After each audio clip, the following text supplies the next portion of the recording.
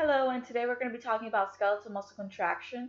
And the first thing you need to know is that this is a skeletal muscle. All right, this is what it looks like. It's striated. And a skeletal muscle has at least one neuron connected to it. And the skeletal muscle also, the skeletal muscle cell also subdivides into myofibrils. I'm really bad at saying that word, I'm sorry. Myofibrils. And that myofibril is made up of thick, these are the thick and thin filaments.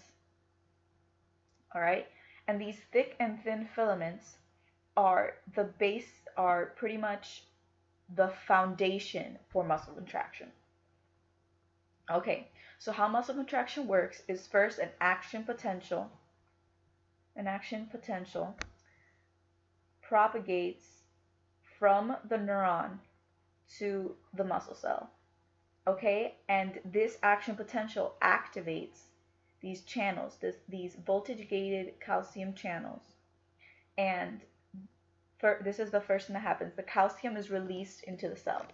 All right, and then ACH or acetylcholine is also released. And this ACH, what it does, it excites the muscle cell.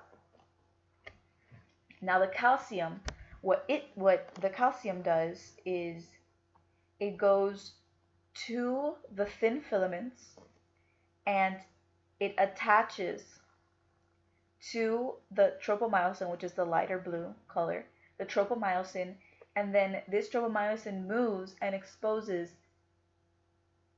these myosin binding sites. And the myosin is these are myosin heads. And so myosin binding sites are where these two attach. So without the calcium, this would not be possible.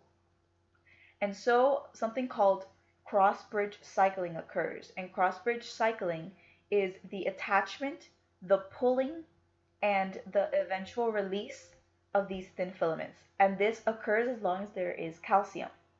Now, imagine it like an arm grabbing and pulling something. That is what a myosin head does. And it pulls these filaments all the way across to the midline, to the M line, the M line. And it is released only when there is ATP, which is energy.